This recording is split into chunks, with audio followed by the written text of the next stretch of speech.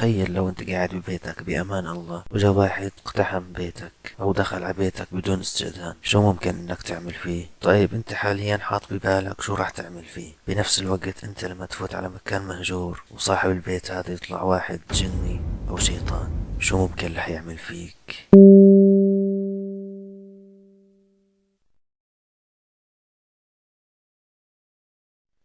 مرحبا يا اخوان، وجيتكم اليوم بفيديو جديد.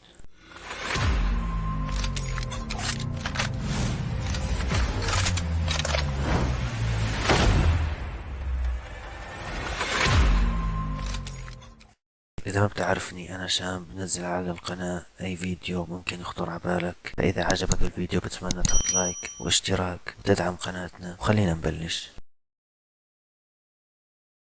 طبعا إذا بحثت كثير أو إذا أنا بحثت كثير رح ألاقي كثير من الأشخاص حاولوا يدخلوا لأمكنة مهجورة وكانت مسكونة بالجن، وكانت هي التجربة للأسف نهايتهم للآخر وقد تصل إلى الموت، لأنه هيك هم بكل بساطة بيعتبروا إنهم اقتحموا منازلهم بدون استئذان. في منهم بيحذروا وفي منهم ما بيحذروا، يعني في منهم قبل ما إنه يموتوا أو يأذوه بيعطوه يعني تلميحات، بيخوفوه، بيفتح الباب وبيسكر، بيعطوه تلميحات إنه عمو انقلع برا يلا. فإذا هون الشخص استوعب على حاله وطلع برا فبيكون كثير اشي منيح، لكن إذا تم مستمر هون رح يعرف الجني كيف يتصرف معه. واليوم قصتنا بعنوان سر الغرفة رقم 88. طبعا هاي القصة صارت لشاب اسمه وسام عمره 24، هو وعيلته. بيحكي هذا الشاب اني كنت عايش انا وعيلتي بمنزل حلو وكويس، وعيلتهم تتكون من ام واب واخوانهم الاثنين الصغار، الاول اسمه كريم والثانية كان اسمها مريم.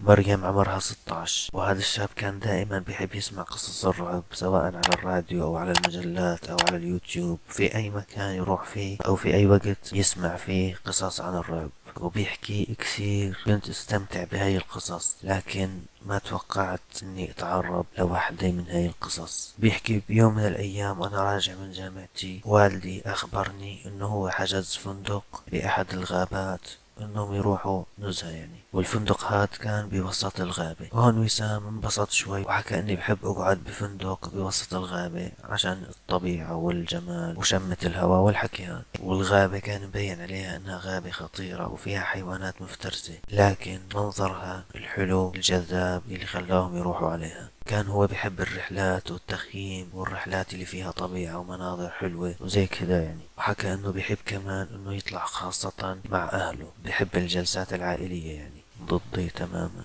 المهم رجع ابوهم من الشغل يوم من الايام واخذ اجازة وحكى لهم يلا جهزوا حالكم خلينا نطلع، وهم ضبضبوا اغراضهم وجهزوا حالهم وركبوا بالسيارة وطلعوا. كان الجو تقريبا على العصريات يعني لما مالت الشمس للغروب. المهم ركبوا سيارتهم ومشيوا، ومن هون ببلش الرعب معنا.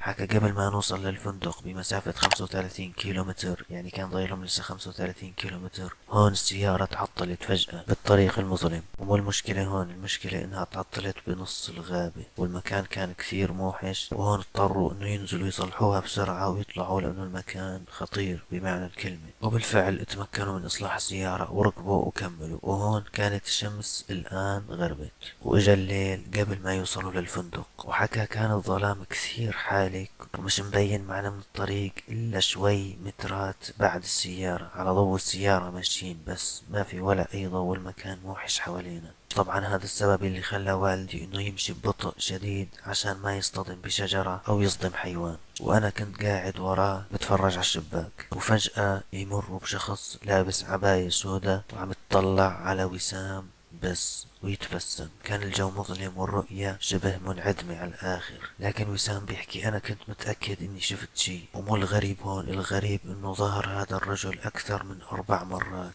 وإحنا ماشيين، وهذا الإشي كان فترة وجيزة قصيرة، لكن كل مرة كان يقنع حاله انه ما شفت اشي، يعني مجرد كان تعب وخيال وكذا، يلا مشيها. المهم بالاخر وصلوا للفندق وكانوا كلهم تعبانين على الاخر. ابوه حجز 3 غرف بالفندق، الاولى لامه وابوه، والثانية لاخته واخوه، والثالثة لإله لحاله. والسبب بهذا انه الفندق كان حجم غرفه صغيرة كثير، فاضطروا انه كل اثنين يقعدوا بغرفة. وبيحكي غرفته كانت الرقم 88، وهذا الرقم ما راح ينساه بحياته. وهون قرروا كل واحد يروح ينام من التعب والإرهاق اللي أصابهم بالسفر. وهون هو حط راسه ونام. وهون كانت الصدمة كمان، شاف بمنامه هذا الرجل نفسه اللي ظهر بالغابة 4 مرات بنفس المواصفات، بنفس كل اشي اللي شافه، لكن هاي المرة ماسك بإيده فأس ملطخ بالدم. كان يتطلع علي ويبتسم، وحكى بإذني كلمات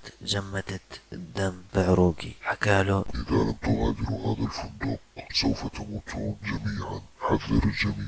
بيحكي انه حكى له هاي الكلمات واختفى مرة واحدة. وعلى طول الشاب صحي من نومه مفزوع مرعوب، بطل مستوعب وين هو. وحكى: بطلت اعرف شو بدي اعمل، هل خبر عيلتي ولا ما خبرهم؟ وهذا السؤال اللي كان شاغل تفكيره طول الوقت. وهذا اليوم كامل ما تمكنت من النوم بسبب هذا الكابوس المزعج اللي شافه. المهم عدوا اليوم الاول على خير. اليوم الثاني انعاد نفس الحكي مرة ثانية، وبلشت الأحداث الغريبة والمخيفة من أول وجديد.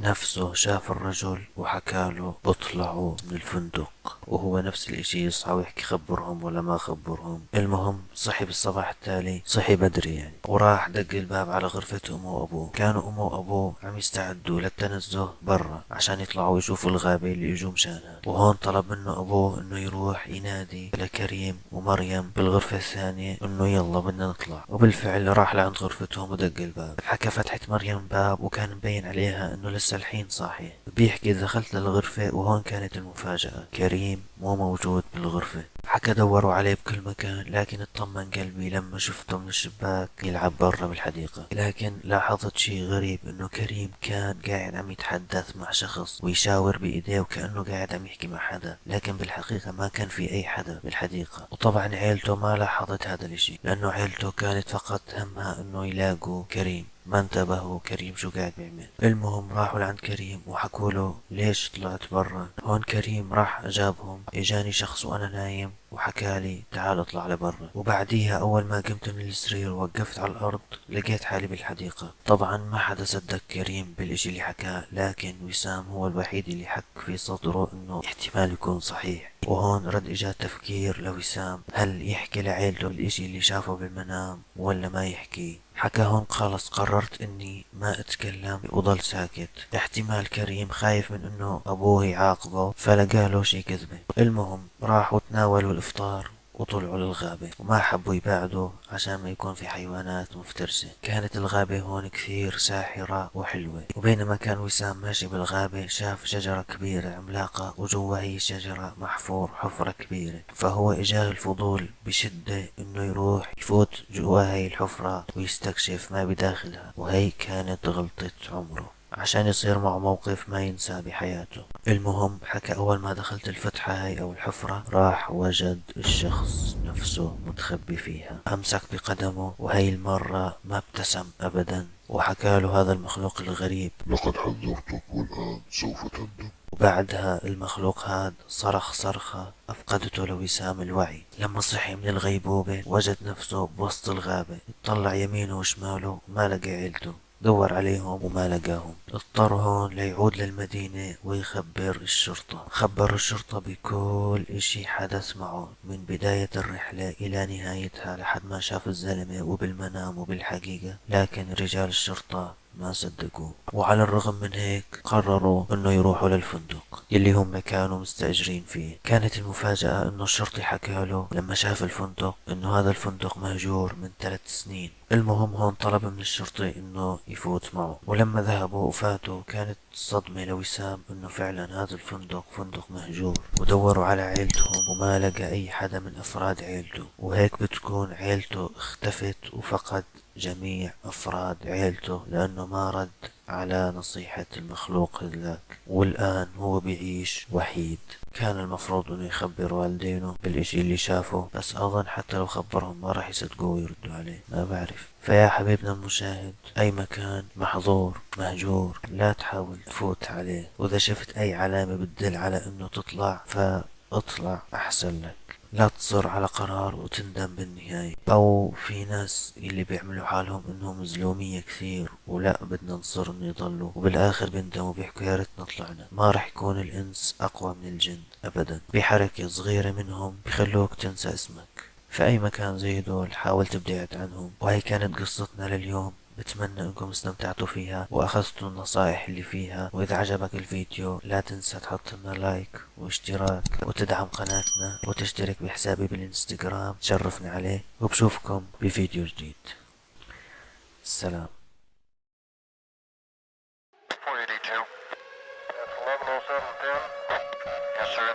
Multiple SWAT units responding code 3 to CP at 127th and Adelaide. Barricade situation.